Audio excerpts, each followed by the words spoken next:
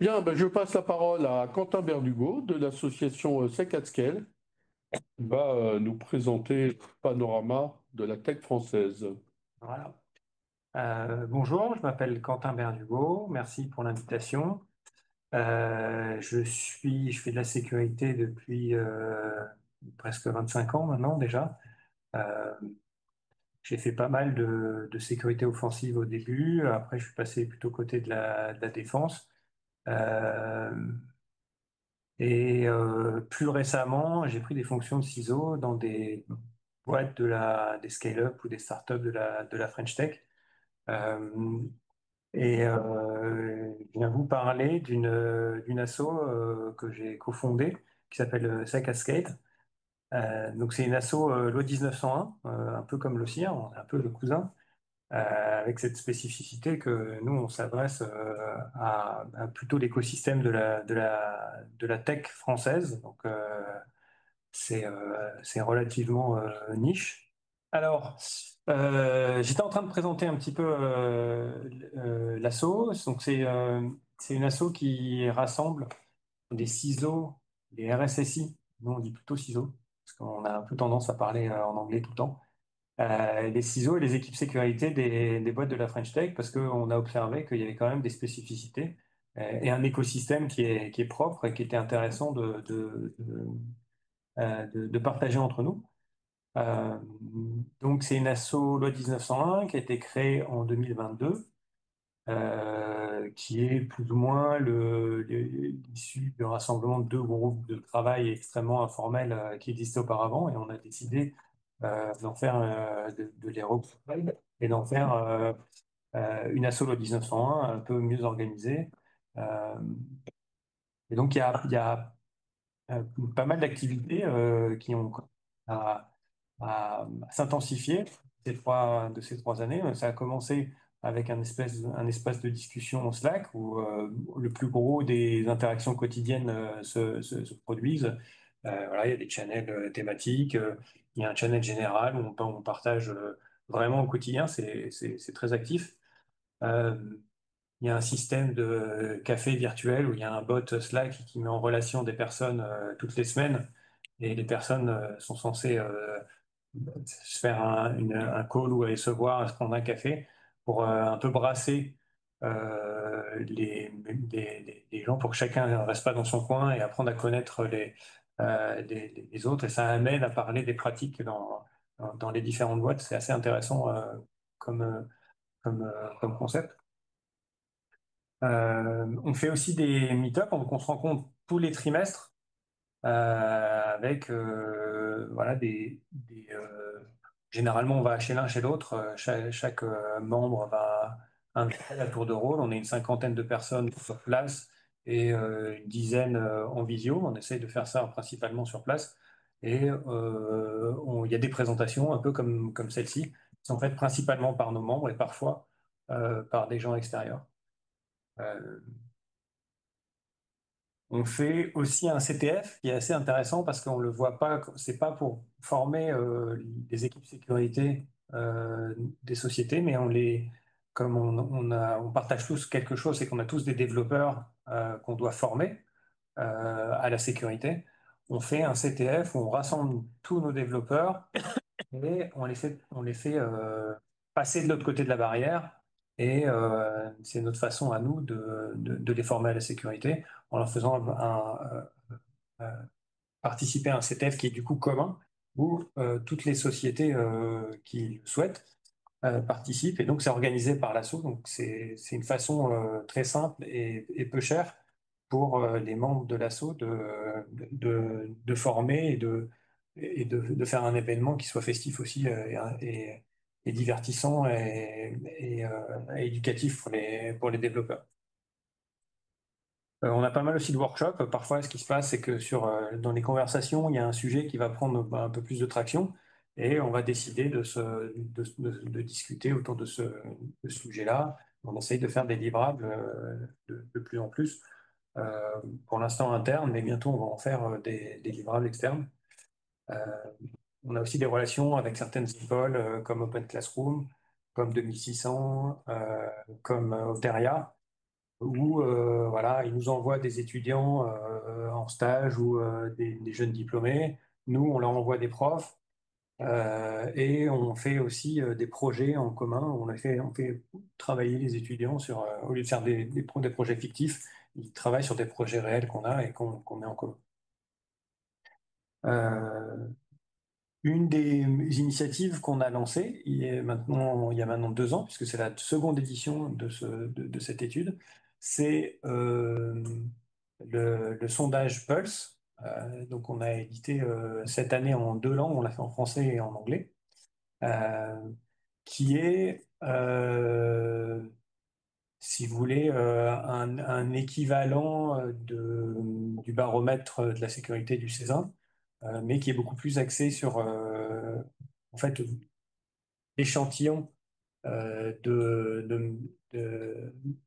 des sociétés et exclusivement bah, des membres de ces cascades. Donc, on va avoir un cut sectoriel. Donc là, on a mis les participants, les sociétés qui ont répondu au questionnaire qui nous a permis d'élaborer cette étude.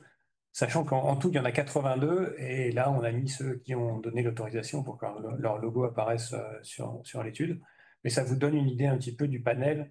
Il y a des grosses boîtes comme Alan, Criteo, Back Market, Deezer euh, euh, et d'autres. Et des plus petites sociétés. Il y a des sociétés de la sécurité comme Sequoia ou Mindflow. Euh, il y a du financier. Il y a des plus petites sociétés comme, je sais pas, Coderpad, à mon avis, je pense qu'il y a pas énormément de monde. Voilà, il y a un peu de tout, mais ça donne un cut sectoriel et on a essayé de faire. Donc pour cette seconde itération, on a 82 sociétés représentées. Il y en avait une grosse quarantaine l'année dernière, donc on a doublé l'échantillon de sociétés qui ont répondu. Et on a aussi, en plus de pouvoir introduire des tendances temporelles, puisque maintenant on a 2 itérations qu'on peut comparer avec la précédente, on a aussi significativement augmenté le nombre de questions et approfondi le champ du sondage.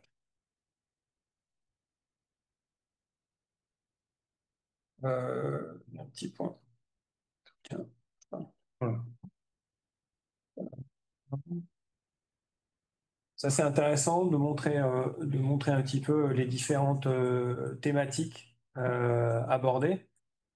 Bon, la première, c'est vraiment le profil des répondants, savoir un petit peu à qui on a affaire, un petit peu leur système d'information. Ça, c'est aussi super intéressant. Euh, je pense que c'est un rapport qui va être intéressant pour n'importe qui est soit dans la tech, pas forcément dans la sécurité, soit dans la sécurité et pas forcément dans la tech, dans le secteur de la tech, parce que justement, ça permet de se comparer, ça permet de voir qu'est-ce qui pourrait être différent. Et à mon sens, sur le secteur français, c'est peut-être un sondage qui va un peu plus loin dans le détail que d'autres qu'on peut avoir. Ça va de tout, vraiment du système d'information, la typologie. Il y a un peu d'incidentalité, mais ça, il y a beaucoup de rapports qui font que ça. Mais on va avoir le profil de l'équipe, l'âge, la parité homme-femme, ce genre de sujet, l'organisation et les budgets, à qui on reporte, quelles sont les responsabilités qui sont données au CISO ou à l'équipe de sécurité. Par exemple, est-ce qu'il va porter la conformité, est-ce qu'il va porter la continuité d'activité?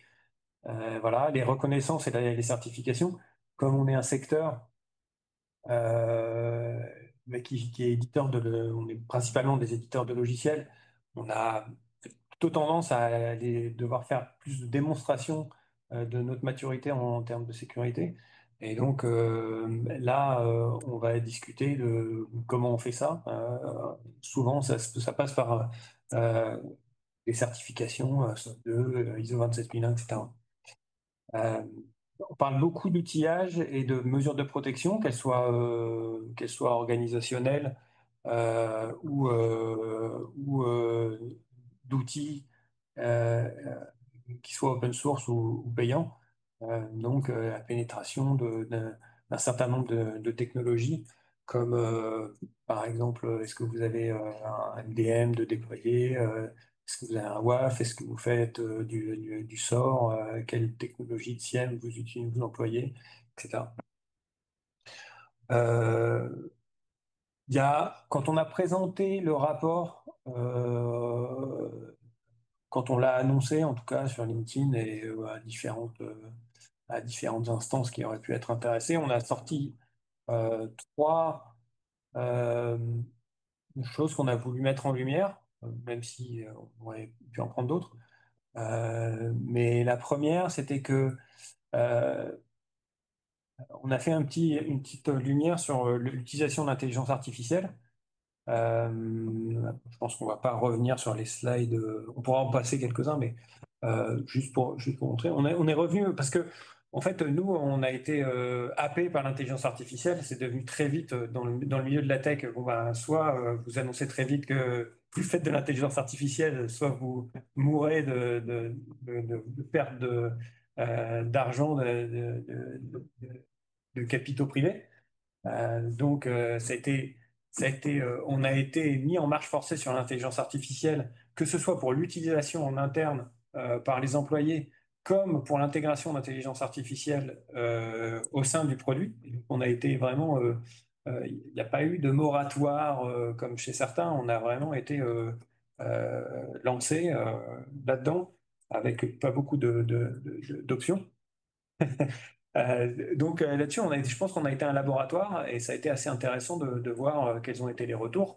On a essayé de mesurer ça d'un point de vue de comment on l'utilise pour faire de la défense. Euh, Ce qui a été intéressant, c'est que en fait, il n'y a pas aujourd'hui de choses qui sont sorties sur vraiment ce qu'on essaye de nous vendre, à savoir votre SIEM qui va détecter automatiquement les menaces avec l'intelligence artificielle. Les usages qu'on a vus employés en premier, c'est répondre à des questionnaires de sécurité de façon automatique, écrire des politiques de sécurité plus rapidement à partir d'un modèle, au lieu d'acheter un modèle à un consultant, demander à une IA de générer un squelette et après l'itérer dessus. Ça, c'était relativement intéressant parce qu'il y avait vraiment un usage, mais c'est pas forcément celui qu'on imaginait et qu'on n'a pas vu non plus, en tout cas aujourd'hui, et on n'espère pas trop vite, d'attaques euh, qui sont euh,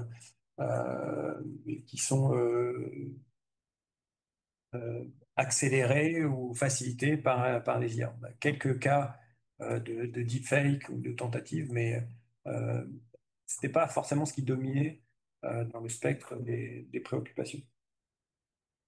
Une tendance qu'on a pu aussi voir, c'est que les embauches sont revenues à l'ordre du jour, parce qu'on sort quand même d'une séquence. Bon, le monde de la tech, c'est beaucoup d'expansion rapide, de contraction qui peut être aussi rapide. Et donc là, on est sorti de fonds infinis qui sont arrivés à la sortie du Covid. Avec l'explosion des licornes, y compris françaises, qui était enchaînée par le Tech Winter, où justement là, une période un petit peu de récession dans le secteur, qui était naturelle, hein, c'était une correction d'une bulle, euh, dont on sort maintenant. Donc là, on commence à voir, ça réembauche dans la sécurité. Euh, et notamment en particulier avec un fort accent sur les embauches autour de l'AppSec, donc de l'ingénierie autour de la sécurité du produit, plutôt que sur d'autres sujets comme la conformité ou la sécurité interne.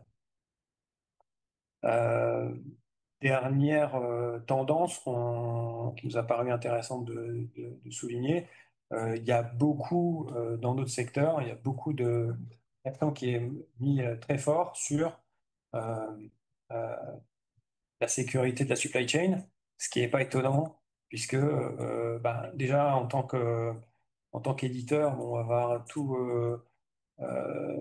toutes les librairies qu'on va pouvoir mettre dans notre produit qui pourraient nous affecter si elles sont vulnérables ou corrompues. Euh, Ainsi que, bah, comme on est très cloud natif, on a assez peu de composants maison. Et du coup, ça fait beaucoup de prestataires, beaucoup de fournisseurs de logiciels as a service ou d'infrastructures as a service à mesurer avec voilà, une difficulté à gérer cet écosystème. Euh, voilà, je pense qu'on peut peut-être montrer quelques slides pour montrer, euh, pas forcément sur les premiers parce que ouais, hein. Voilà, le télétravail qui peut être aussi assez intéressant. C'est une étude qui pourrait être intéressante, en tout cas certains passages, qui peut être intéressant aussi bien pour des recruteurs dans le milieu de la tech, comme des ciseaux de la tech ou pas, pour comparer. Voilà, là on parle un petit peu de politique d'accès, comment on implémente l'IDP, la pénétration de certains vendeurs par exemple, les plateformes de gestion de code. Ça, encore une fois, c'est des choses qui sont euh, assez, assez propres au monde de la tech, comment on va gérer le code maison, qui est l'outil de production, les types d'infrastructures, comment on mixe le cloud, la faible utilisation d'infrastructures on-premise. Voilà. Ça, c'est vraiment la gouvernance de l'équipe, la féminisation de l'équipe, formation initiale, euh, comment sont réparties les compétences. Qu'est-ce qu'on va déléguer à qui? Quelles sont les interactions principales entre l'équipe sécurité et les autres équipes de la société? Qu'est-ce qui est externalisé et dans quelle mesure? Le budget, la relation avec le board, la taille de l'équipe. Ça, c'est vraiment tout un parti sur les moyens, les responsabilités, j'en parlais tout à l'heure. Voilà, et après, euh, voilà, un peu plus de gouvernance et on va avoir des trucs, voilà, les certifications, ça on en parlait avec 27001, HDS, SOC 2, SecNum Cloud pour certains, ça commence à arriver. Euh, Petit panel. Voilà, des données un peu plus techniques sur voilà, l'outillage. Ça, c'est un slide que je trouve vachement intéressant parce que ça permet de voir un petit peu euh, quelles technos sont vraiment déployées de façon euh, prédominante et qu'est-ce qui reste encore un petit peu à la traîne. Voilà, bon, je vais vous passer le. Voilà, il y a une centaine de slides. Je vous invite à aller voir. C'est en téléchargement libre pour tout le monde. Il n'y a même pas besoin de mettre son adresse email. Il suffit de passer juste un captcha pour vérifier que vous êtes un humain. Et c'est à vous. C'est disponible en anglais et en français depuis 2 semaines. Euh, voilà. Je ne sais pas s'il y a des questions. Merci beaucoup à Quentin pour sa présentation.